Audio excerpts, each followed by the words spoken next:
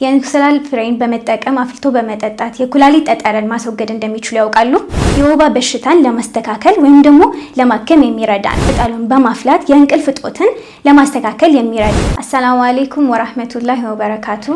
ዛሬ የእንስላል ፍሬ ጠቀሜታዎችን ማን መጠቀም አለበት እንዲሁም ማን መጠቀም የለባቸውም፣ ለምን አይነት ጥቅም ይውላል የሚለውን ከባህልም ከዘመናዊ አንፃር መረጃን አጋራችኋለሁ።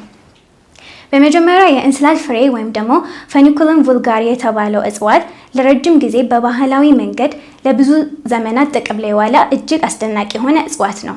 እንዲሁም በዓለማችን በተለያዩ ቦታዎች ላይ ለመድኃኒትነትም እንዲሁም ደግሞ ለምግብነት የሚውል አስደናቂ የሆነ እጽዋት ነው። በዓለማችን የሜዲትራኒያን የስርዓተ ምግብ ዓለማችን ላይ ካሉ ቀዳሚ የሚባለውን የስርዓተ ምግብ ወይም ደግሞ የአመጋገብ ዘይቤ ያላቸው አገራት ናቸው፣ ሜዲትራኒያን ማለት ነው። እንደ ምሳሌነት ለማንሳት ያክል በጣሊያን የቡቃያውን ፍሬ ወይም ደግሞ ቅጠሉን በማኘክ አፍ ውስጥ ለሚወጡ ቁስሎች ውስጥ እንደ መድኃኒትነት ያገለግላል። በማዕከላዊ ሰርቢያን ብንመለከት ዘሩን ለአፍ መግሞጥሞጫነት ጥቅም ላይ የሚውል ነው።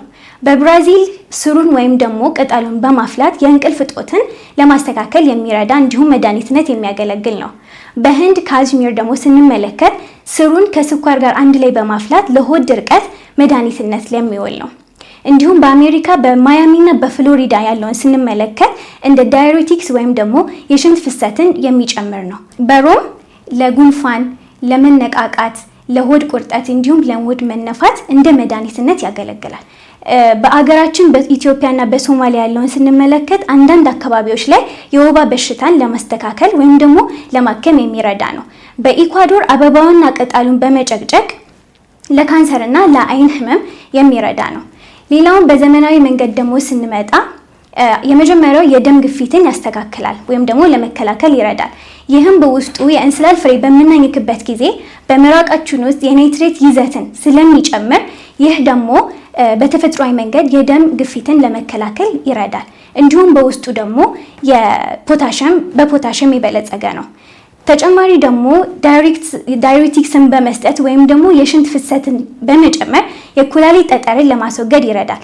ይህም የእንስላል ፍሬን በምንወስድበት ጊዜ በሰውነታችን ውስጥ ዳይዩሬቲክስን ወይም ደግሞ የሽንት ቧንቧ ኢንፌክሽኖችን አንድ ላይ በማከም ይህ ደግሞ ኩላሊት ጠጠርን በዚህ መንገድ ማስወገድ ይቻላል። ቆዳችን ላይ የሚወጡ ማንኛውም አይነት ቡጉር እንዲሁም ደግሞ የቡጉር ጠባሳዎች ካሉ ቆዳችን ጥርት ያለና ለስላሳ እንዲሆን ያደርግልናል። ሌላኛው የልብ ጤንነትን ከመጠበቅ አንጻር እንዲሁም የበሽታን የመከላከል ወይም ደግሞ ሰውነታችን በሽታ የመከላከል አቅሙ እንዲዳብር ያደርገዋል። ይህንን ካየን አንዳንድ ጥናቶች እንደሚያመለክቱት ከሆነ የእንስላል ፍሬ ወይም ደግሞ ቅጠሉ ጭማቂው ላይ የጸረ ባክቴሪያ አይነት ባህሪ እንደተገኘ ያሳያል። ይህ ደግሞ አፋችን ውስጥ የሚገኘውን የጥርስ መበስበስን የሚያመጣው የስትሪፕቶኮከስ ሚውታን የሚባሉ የባክቴሪያ ዝርያዎችን ከአፋችን ውስጥ በማስወገድ የጥርስ ጤንነትን ያስተካክላል፣ ባክቴሪያዎችን በሙሉ ያስወግዳል። ሌላው ደግሞ እንስላል ፍሬን እንዴት ማዘጋጀት አለብን እንዲሁም እንዴት መጠቀም አለብን የሚለውን ስናይ እዚህ ጋር እንደምትመለከቱት የእንስላል ፍሬ የተዘጋጀ እንስላል ፍሬ አለን። ለልኬት እንዲያመቻችሁ የሻይ ብርጭቆ አለን። ምንድነው የምናደርገው?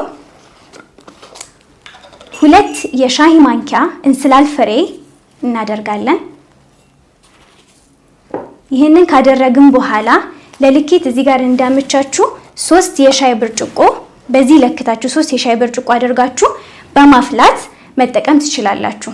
ይህንን ደግሞ ማታ ለማሳየት እንዲመች እዚህ ጋር ያዘጋጀነው ራሳችን 3 የሻይ ብርጭቆ አለን። በዚህ ልኬት እንዲያመቻችሁ 3 የሻይ ብርጭቆ ለክታችሁ በማድረግ በማፍላት ጠዋትና ማታ ላይ ጠዋት በባዶ ሆዳችሁ እንዲሁም ደግሞ ማታ ከእራት በፊት መውሰድ ትችላላችሁ።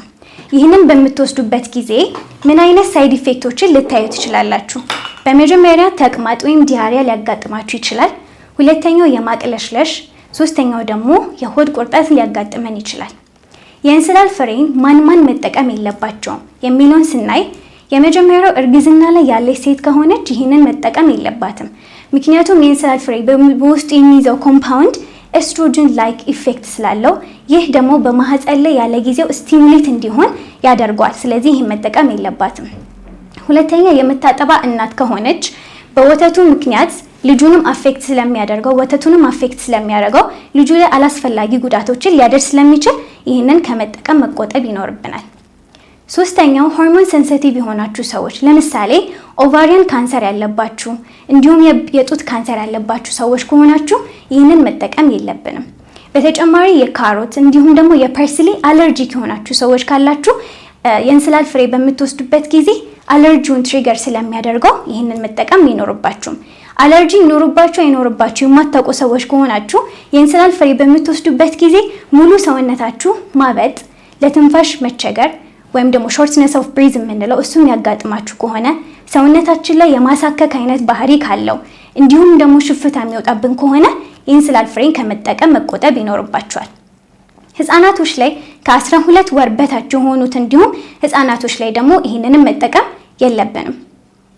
ሌላኛው የወሊድ መቆጣጠሪያ እንክብል ወይም ኮንትራሴፕቲቭ ፒልስ የምትወስዱ እንዲሁም ደግሞ በተጨማሪ የሆርሞን ድረጎች ተጨማሪ ደግሞ የደም ማቅጠኛዎችን የምትወስዱ ከሆናችሁ ይህንን በምትወስዱበት ጊዜ የዶክተር ማማከር ወይም ደግሞ አገልግሎት ማግኘት ይኖርባችኋል። የእንስላል ፍሬ ይህንን ጠቀሜታዎች ካያን በጓሯችሁ ውስጥ ቦታ ካገኛችሁ የእንስላል ፍሬ በመትከል የዚህን አስደናቂ የእጽዋት ጥቅም ማግኘት ትችላላችሁ። ጤናዎትን በተፈጥሯዊ መንገድ ብቻ ይጠብቁ።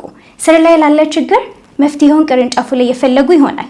ይህ መልእክት የተላለፈላችሁ ከአሊፋ ባህላዊ ህክምና ነው። አድራሻችን አሸዋ ሜዳ አንፎ አደባባይ መምጣት የተለያዩ ህክምናዎችን ማግኘት ትችላላችሁ። በቀጣይ የተለያዩ አይነት ቪዲዮዎችን ከባህላዊም ከዘመናዊም እያደረገ ወደ እናንተ የምናደርስ ይሆናል። እስከዛው ሰላም አለይኩም ወራህመቱላሂ ወበረካቱ።